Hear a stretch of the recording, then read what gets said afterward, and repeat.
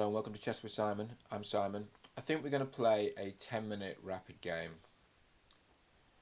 just to see what we can do on the old rapid world. We're going to play against Valiant Fighter. Pawn to d4, claiming space in the centre and allowing our queen's bishop out. Pawn to c4, claiming more space. g6, a flank opening. Wow, developing that way rather than supporting the centre with e6, which is the engine's preferred choice. Let's bring out the knight. Let's copy our opponent and bring out our bishop in the same way. I think sometimes our opponent might feel a little grown here because maybe playing something like the King's Indian or the Grunfeld or even the Benoni, I think our opponent might want complex, unbalanced positions, and here we're sort of being more solid. So I think you've got to play d5 really, haven't you here? I mean, you can actually castle and just take back with a knight like this. I mean, so sensible. So you can take back with a knight, and what that kind of means is it's hard to unravel the queen side because you end up with a knight on d4, bishop pointing at c6, so it's hard to play knight c6. Oh, let's play it anyway. What do we think? I think d5 is really, what's the phrase? Begging for d5, this, isn't it? It's absolutely begging for me to play d5. And then you play knight e5 and then we just chop. I mean, it's really, basically, Valiant Fighter wants an interesting game, which is Nepal, is absolutely laudable. Very, very good. Off to the rim we go. Look at this guy. The better you visualize, the more you get. That is so true. What a good guy. Okay, so I think the point about this is that it's attacking the c4 pawn. And the point about it is you kind of can't catch it.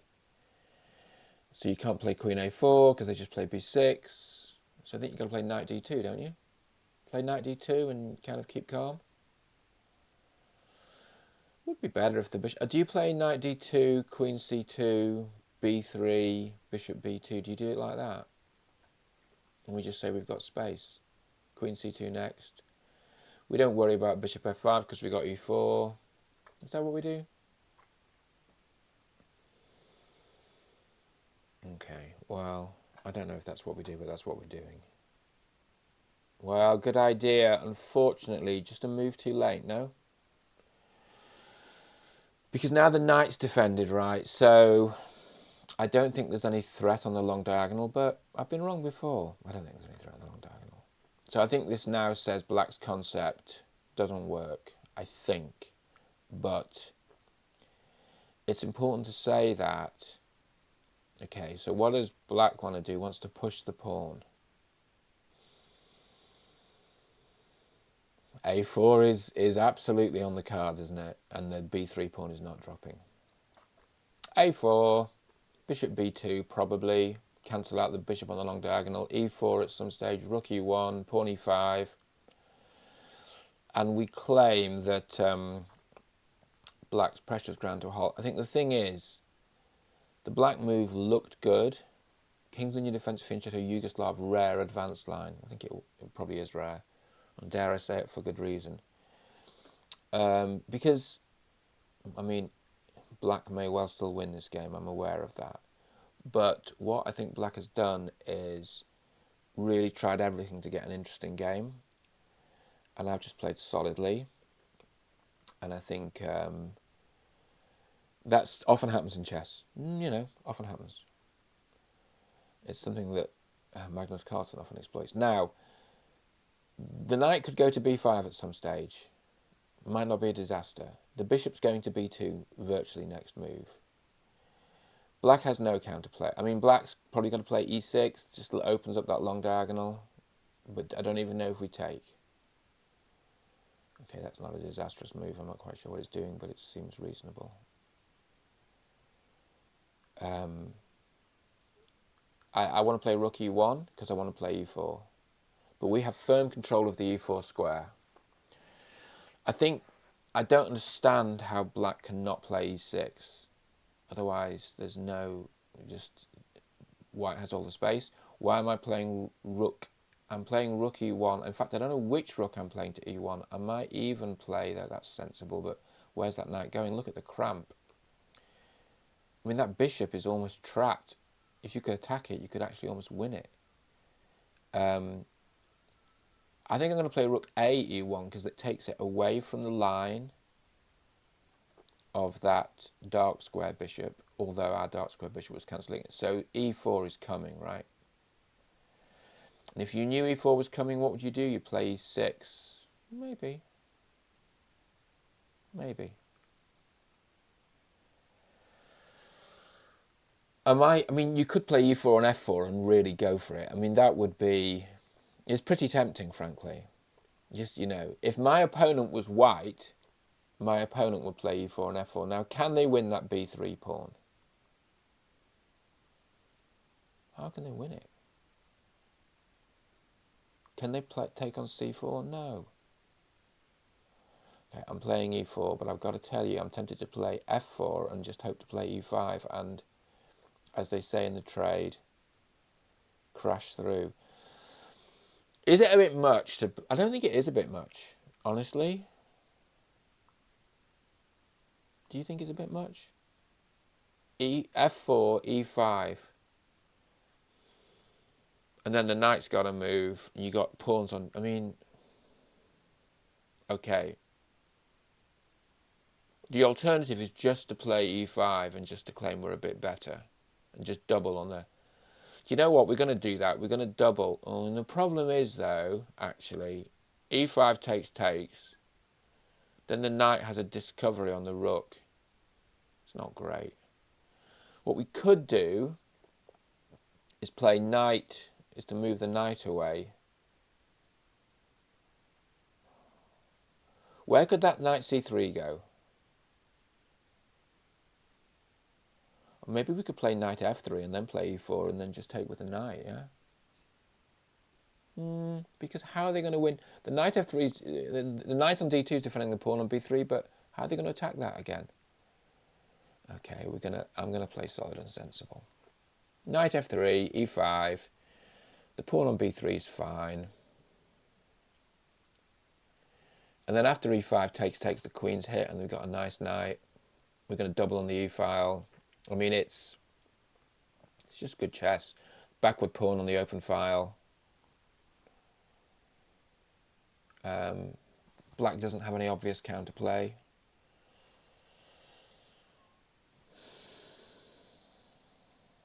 Okay, so anticipates that. So e5, pawn takes, knight takes. Okay, fine, we're doing it. I think it's fine. Pawn takes, knight takes, bishop takes, rook takes. We're happy. Okay, that's sensible. That's sensible. Okay, so we have a beautiful bishop now on a long diagonal. If the pawn takes, queen takes. Wow. Brave indeed, party people. What about knight g5? What about it? What about knight d5?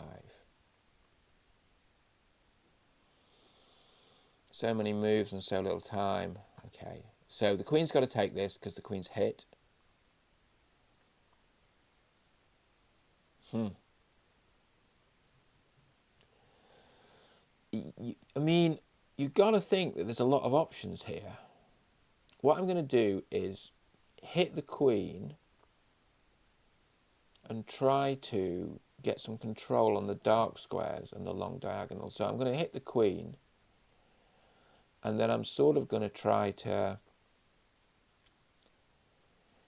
exploit the dark squares around the king. Like so, after this, for instance, you can't play knight takes. You've got to play king takes.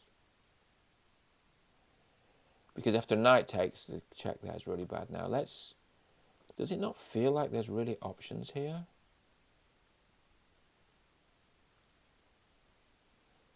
Okay. I'm sure black knows that there are options. We've got space, but we're not winning. Maybe we are winning.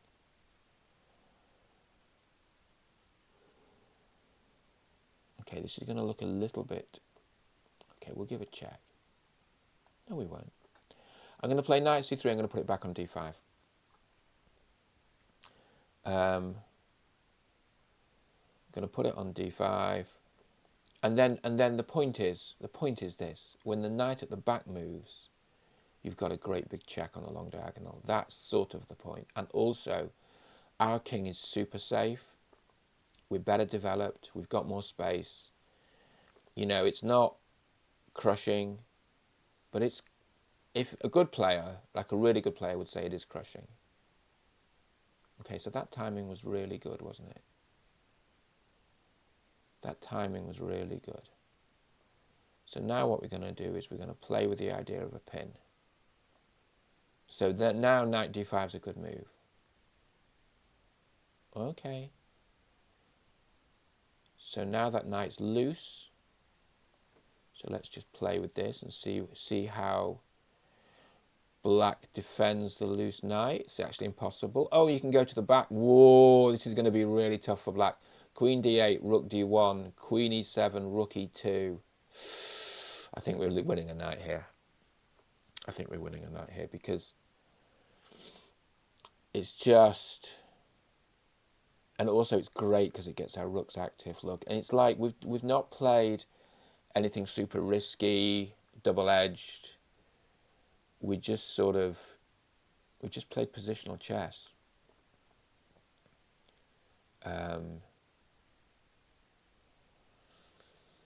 Yeah, okay. We just, I mean, okay, so I think we're going to win a knight here, but even if we don't, okay. Very sensible. Very sensible.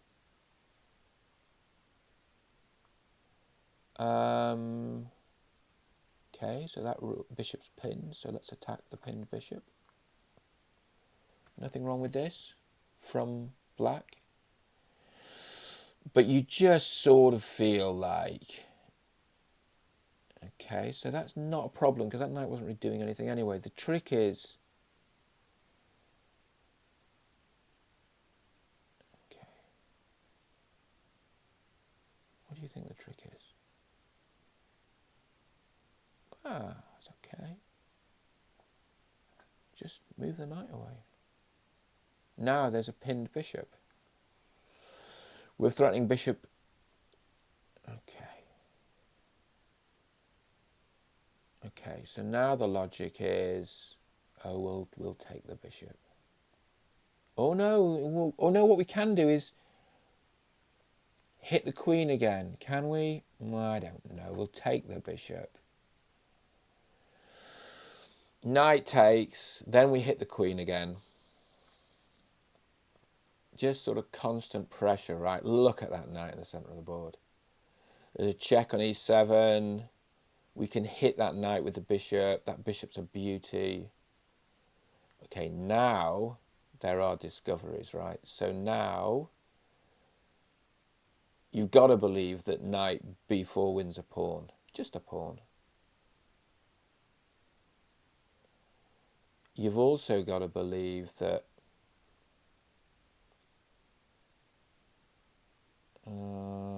bishop h3 threatens bishop takes d7 and then knight f6 check. So the knight's got to move. Okay. I've got slight misgivings about this because I don't think it's the best move, but I want to take on d7 and then check on f6 and win. So the knight's got to move. Okay, so that looks like a really clever move. So you're hitting my queen. So I don't want you to take my queen. So I'm going to go here. Your knight's hanging. Your knight's hanging and I'm going to hit your queen next.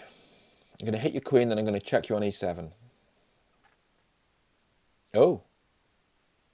Okay, well, this is getting chaotic.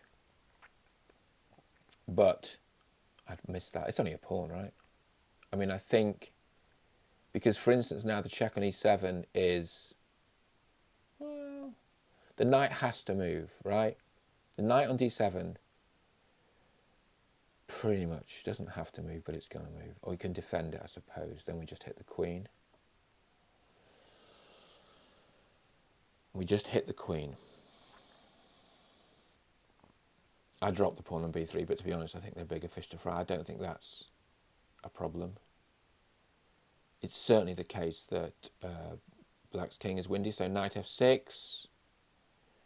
Hit the queen. The queen has to stay in touch with the knight. Where's the queen going to go? Queen cannot go to d6 because there's a check on e7. How's the queen going to defend the knight?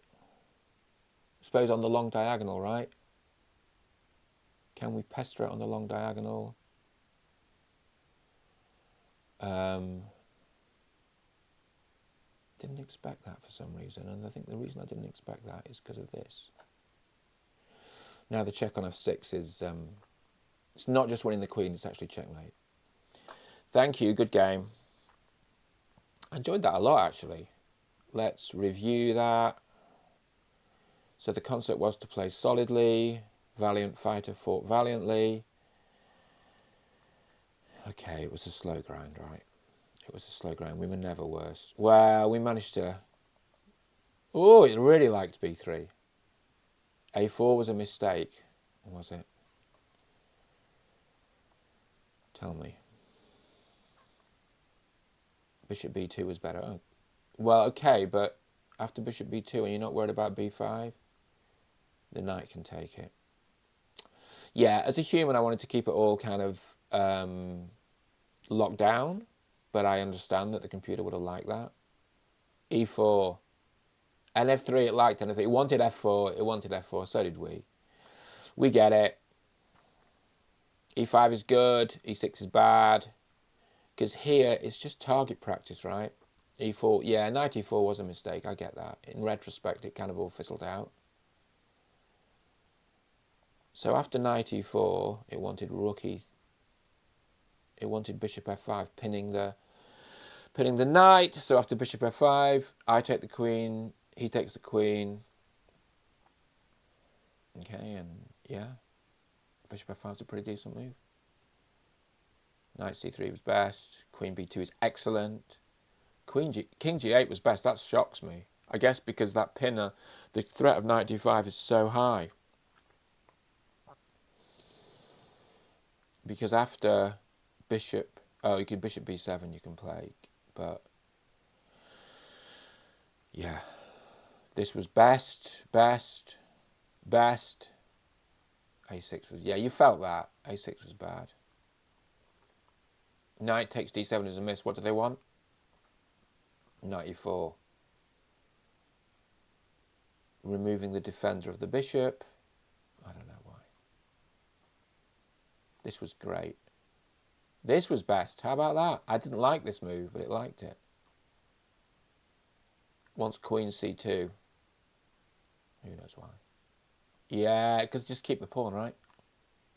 Loves queen h6. Yeah, look at these active rooks. Knight e4 is good. That shows you how bad the position was because... Ha! Thank you, you flatter me. All right, I hope you enjoyed that. I enjoyed that. Hope to see you all soon.